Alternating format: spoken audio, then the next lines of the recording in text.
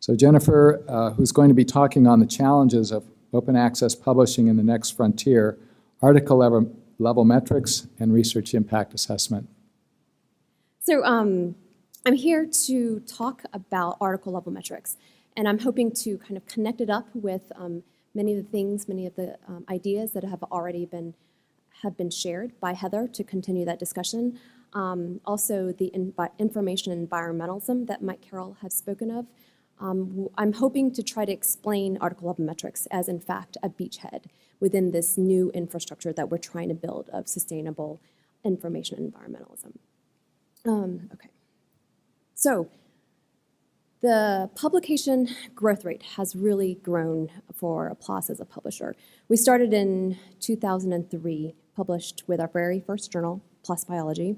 It has been a decade, and PLoS 1 came up. It launched in 2007.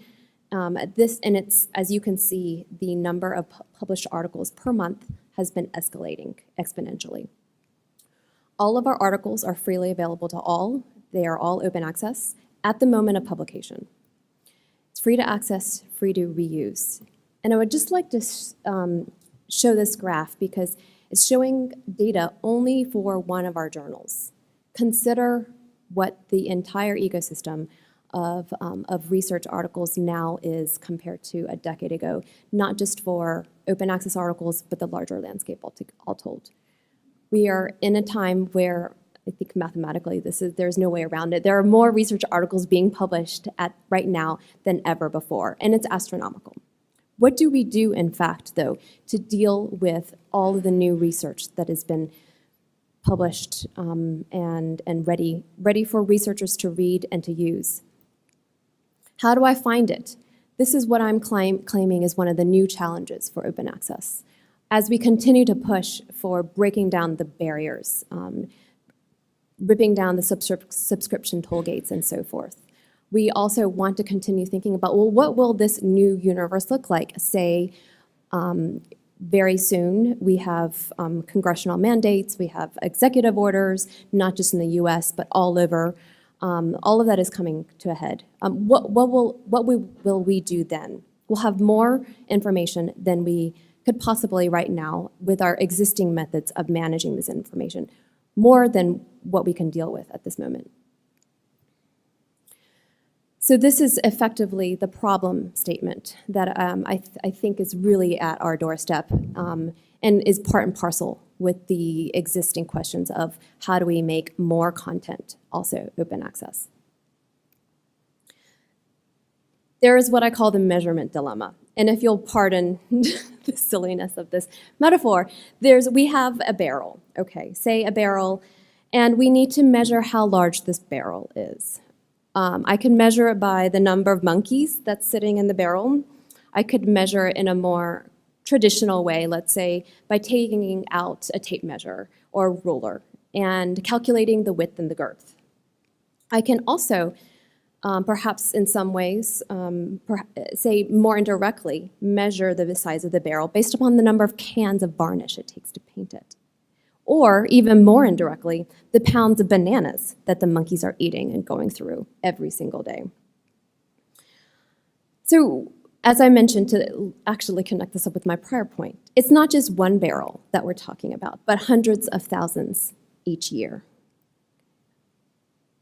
I don't actually have hundreds of thousands, but you get my picture. Currently, the way in which we are able to figure out what to read and how important an article is measured at the journal level. It's been mentioned earlier that there are actually a number of insufficiencies for using this particular metric as the basis for trying to sort through all the research that is coming out. So at PLoS, we've been trying to find alternative ways to do this, better ways, in fact. And if it's the research we're concerned about, then why don't we actually measure the research itself? What is happening to this article once it is published? Are people reading it? Are people commenting in it? Are people sharing it? And ultimately, are they citing it? If citation is considered conventionally the highest level of engagement. There are many ways to measure, and with Web 2.0, In fact, many of these modes of engagement are actually measurable by us as a publisher. So Heather had a slide of the different types of ways, and I think I'd just like to kind of capture all of those under a few categories.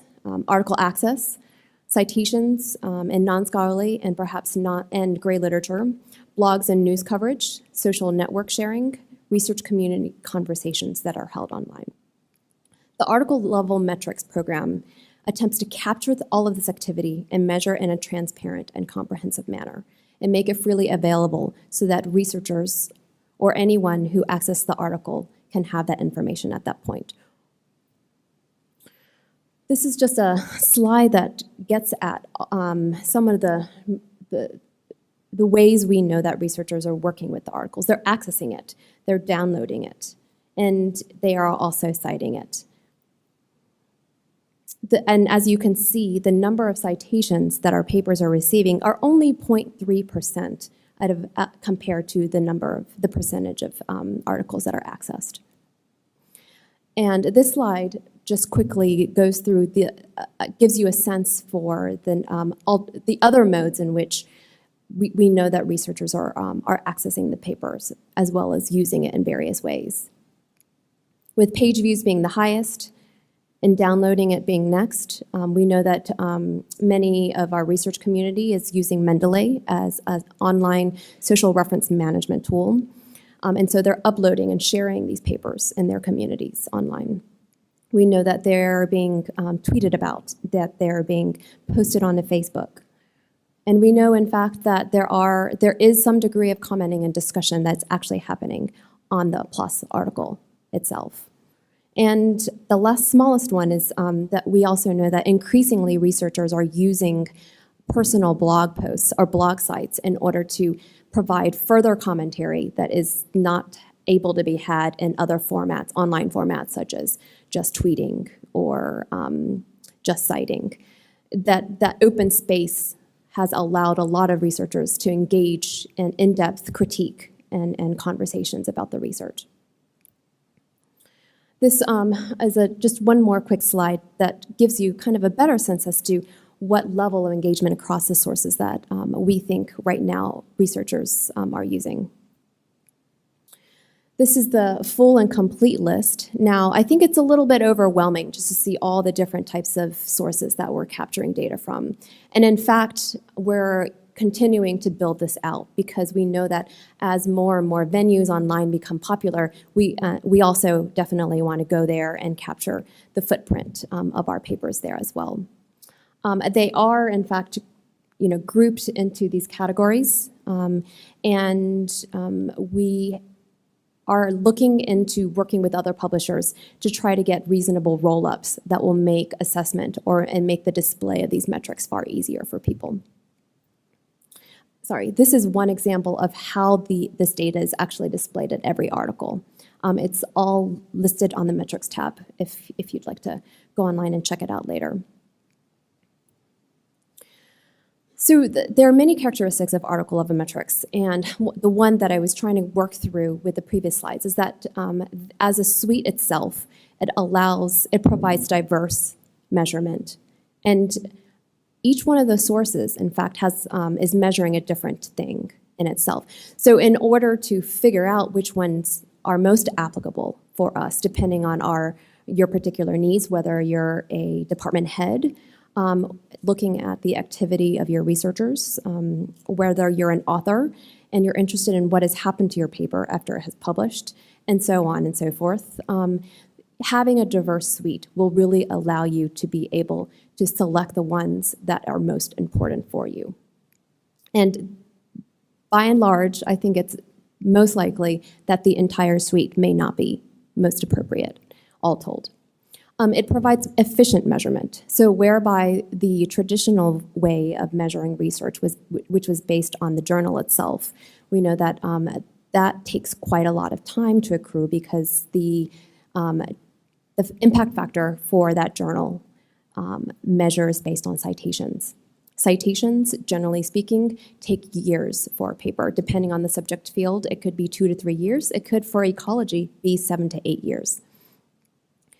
What article-level metrics does is it provides that increased diversity without losing the traditional value. So we're not trying to say that all the existing and established conventional ways of measuring should be thrown out the door. We're suggesting that they need to be complemented and expanded and enhanced with other ways that our current digital environments allow us. Accelerated measurement and response. Not only are we able to get signals about how a paper is doing faster than when citations rolled in, but in some sources, particularly Twitter and Facebook and usage, we see this coming right out of the gate in the first week. And a lot of research is being done to consider whether or not there are correlations between, say, the very earliest ones, social media activity, to the ones later on down the line. All of this is in progress. But there are scholarly bibliometricians who are working on this. And if you're interested, I'd be happy to share some of the sources later with you. They're easier to own and manage. And as I mentioned, they can accommodate your use case insofar as it's an entire suite of metrics. As Heather mentioned, and I want to quote her earlier point from the talk, that ALMs allow you to dig into the aspect you want to explore. We no longer are forced to only use one particular measurement device in order to accommodate all the varied uses that you may have in engaging with your research, whether you're a funder, whether you are a researcher, whether you're a librarian or an institution. All of these different needs are quite diverse. And we are hoping that with a more transparent and comprehensive set of measures that you can select which one best fits your own. So one of the biggest use cases for article-level metrics is that they are a better filter for discovery and evaluation. We are working on incorporating these into our journals right now. A few of the examples I'll go through, and I should do so with some degree of expedience, so if you'll pardon me. We have, as I mentioned, all the metrics displayed on the metrics tab at the article itself. And we're always open to suggestions for how we can better display it more cleanly and more effectively. We also have incorporated what we call ALM signposts. So when you reach each article, you will have a roll-up of a number of our ALMs up at the top right corner of the page. And so this will give you a sense as to how this article has been doing, whether it's been cited, the number of views it's had, if it's been bookmarked on Site You Like or on Mendeley, if it's been tweeted or shared on Facebook. Another aspect of using ALMs in our journal search is by being able to filter and browse off of it. So as you can see, if I do a search, and I've just, for this example, used University of Oklahoma, I can sort based upon the articles that come up most cited for all time. And the search results will also give me that number straight away. So I don't have to necessarily click into every single article. We're hoping that this will expedite the navigation, make it easier. This is another way in which we offer users the ability to be able to search and browse on our site is through this view. And as you can see, we also allow sorting based upon the number of bookmarks. And the last one that we offer with the sorting mechanism is to be able to sort based upon most shared in social media. So if you have a public relations person in your institution who wants to surface stories that are being highly talked about at your institution, then this is one way of doing so. We think that the type of uses for this are wide and varied, but that's just one example. I've taken one particular article that was published actually quite recently in December by a researcher. The first author is at the University of Oklahoma. Insights from Characterizing Extinct Human Gut Microbiomes. It's actually a very interesting article, so I would recommend you reading it if you have the time. What is fascinating about this particular article published by a researcher here is that even though it was just published about no more than 2 months ago, we know it's already being read and accessed. We know that people are bookmarking it, and we know that it's been shared. This is only 2 months out, and so we're not waiting 2 to 3 years for other researchers to have picked it up, read it, incorporated it into their research design and experiments and analysis, and then submitted it for publication, and then waited for however long the publisher that they submitted it to publish their publication, and it being then recorded formally as being cited. And so this is what its metrics page looks like, and I just wanted to point out that another fascinating functionality that we hope will offer the research community more information is that we actually keep an archive of the tweets themselves. And so you can actually click right out to it and see what some of this conversation is. It may only be 100-some characters, but it is conversation. So all of this is still work in progress, and we are always looking for feedback of how we can do it this better, more effectively, and to better suit your needs. The full set of uses is yet unknown for article-level metrics, but we know that data is data, and data is different from information. We've been doing some preliminary work going into the data itself, as well with other research scholars who work outside and do this for a living, the bibliometricians. But we've been digging into it and trying to pull out some interesting stories to tell about the data, hoping that with the right methodology that we can turn data into valuable information. So I'm going to go through the next couple of slides. We'll just talk about some possible examples and some of the work that we've actually shown to others. This one relates to showcasing how ALMs do reveal what articles are used. Here you can see that we pulled in from all the research articles that were funded by the Doris Duke Foundation, and we were able to display them and categorize them based upon the subject areas that the research articles fell into. In this particular graph, we're also able to show not only subject categories, that distribution, but also show the relative activity between the article usage that each article received, as well as the number of citations. We think that ALMs can also be very valuable in revealing where the articles are used, how it has, once it's left our gates, where they're being, well, at least for this example, where the Alzheimer's Association funding has gone out to, whose labs, in fact, it has reached, and insofar as that it has resulted in the publication of this article. Further on down the line, one of the things that we haven't done quite yet, but are very interested in doing, is to be able to show a geographic distribution of who's actually reading the articles. Another example of how data can perhaps become information is if ALMs reveal how they're being used. And this is very similar to the last slide, but we are able to show, based on the paper itself and how many months since publication a particular set of articles are faring, whether they're being cited, how much they're being accessed. So all of these are kind of fun visualizations, and we're really at the very early stage of really trying to understand which ones will ultimately become useful for the various groups across the research ecosystems, researchers being one of them, institutional administrators being another very important part of this research ecosystem, as well as funders themselves. As for the researchers, we feel that ALMs can definitely provide great value in helping them promote their work.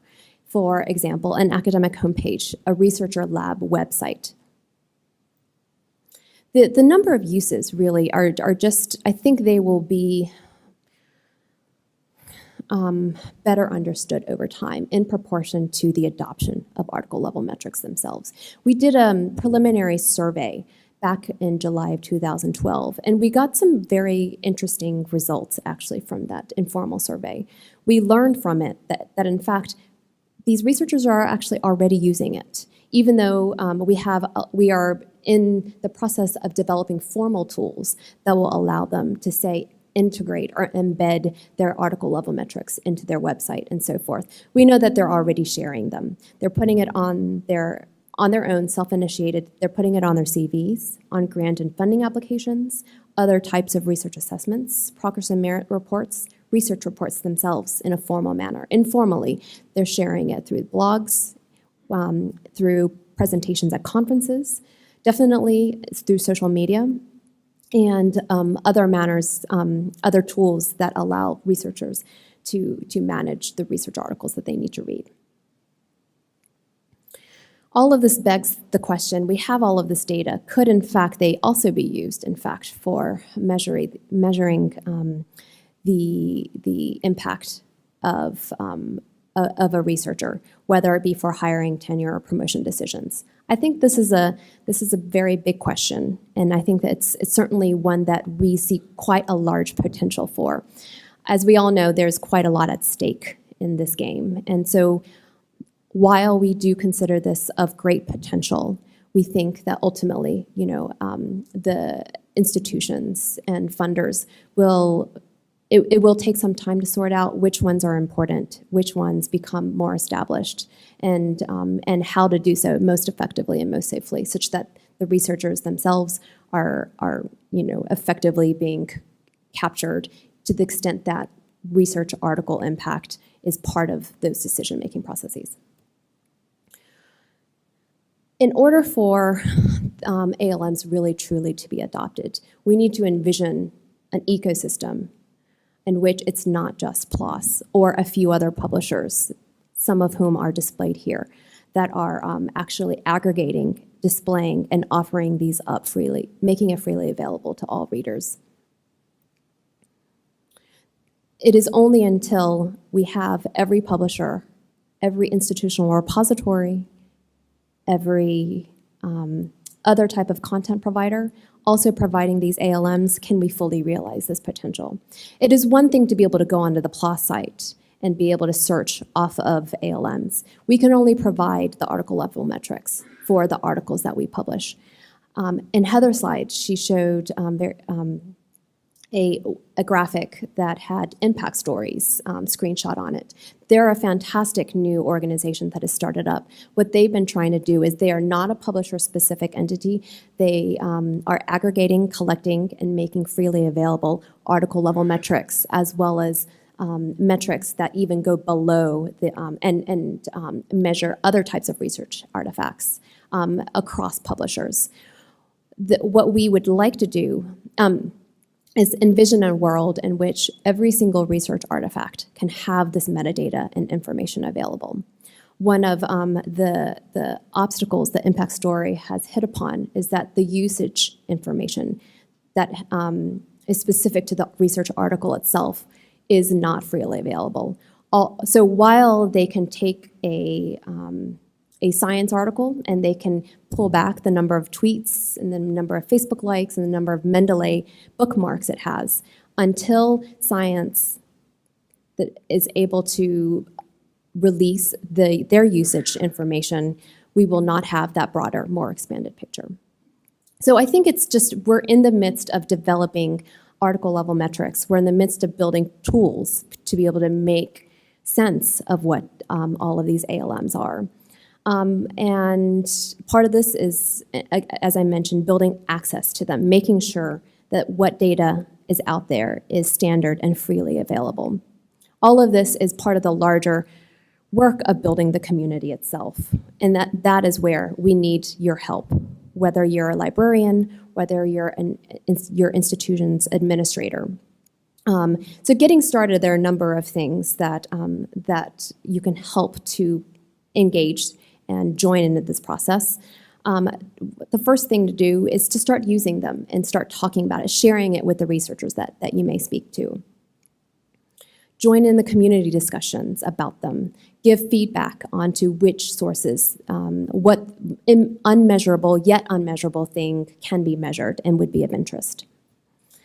Getting started for those who are involved in institutional repositories and university presses, there are also a number of steps that you can do. Consider collecting this information and offering them up to your communities. There are a number of ways in which you can do so. We have our own application, which we built. We've made that freely available as an open source application. And I'm happy to talk to you more about that if you'd like more information about the technical details. Or you can solicit a third-party source. Impact Story is just one of them. Plum Analytics is another one. And altmetric.com is a third. So I think I'll close with just one statement.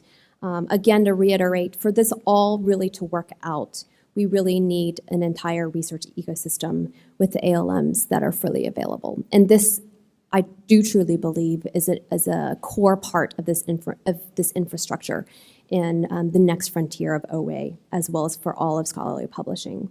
And if we are really to truly be able to operate in this new coming brave new world, we need to be equipped with the measurement tools to be able to navigate and thrive in it. So here's some contact information, and do follow us on Twitter. We try to remain active in that space. And please also come chat me up if you have any further questions that we're not able to address as a group. Thank you.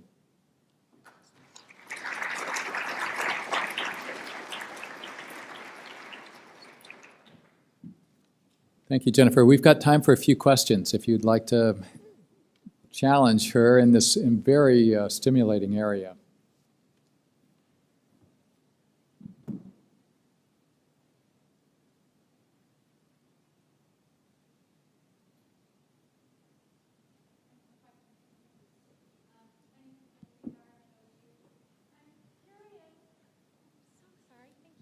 Hi. Is there any plan to get at the dark social stuff? I read an article about this recently, so it's a new thing for me, where people, it appears in the analytics like people are clicking directly on an article, but really they probably got the link in an email from someone else, or is there any interest in trying to track that? Or We are working on it. That's one of our pet projects. We are already collecting the referring URL whereby people arrive at a PLoS article. And we're just trying to figure out how to build out that database and manage it in a way that we can capture it effectively and display it sufficiently with a certain degree of data validity.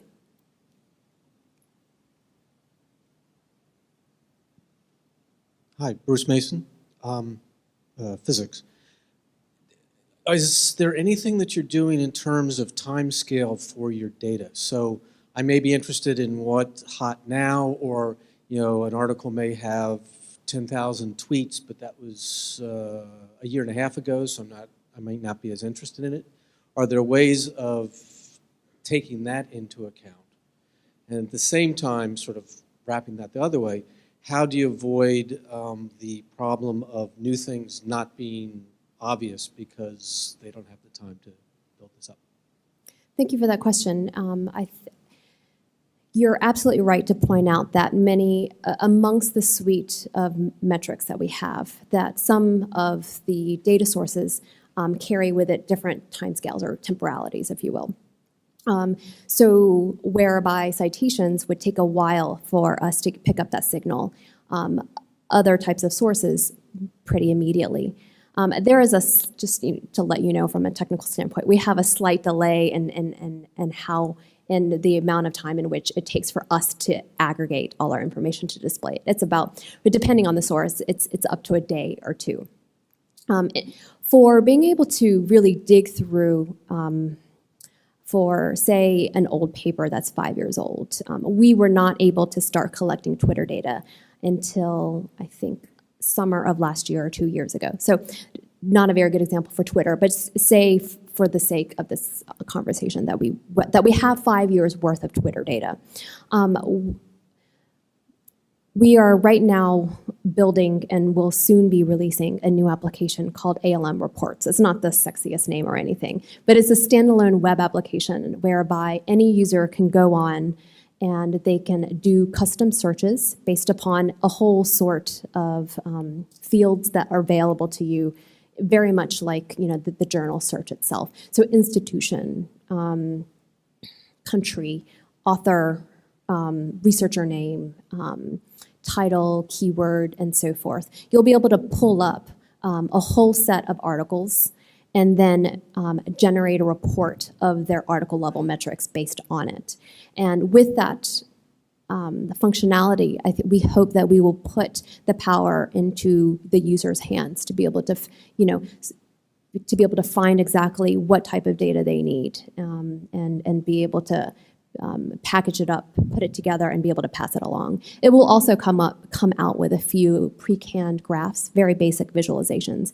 We will, after we launch it, we will soon be trying to build out that type of functionality to be able to allow for custom graphing also. Lorraine Harricombe, KU. You mentioned that you also can install an open source altmetric application. We have DSpace as our institutional repository. Is any library doing that? And how would that work? Fantastic. So the open source application, what we call the PLoS ALM application, you could implement it in-house. If it is the case that your institutional repository is hosted by another party, you could make arrangements with that other party, with your platform provider, really, essentially, to be able to also install the application on their end. But it is a free standalone application that you would be able to, through an API, get all the data out and into the journals or the articles in your institutional repository. And I have the perfect person that I would like to connect you up with, Martin Fenner, our technical lead.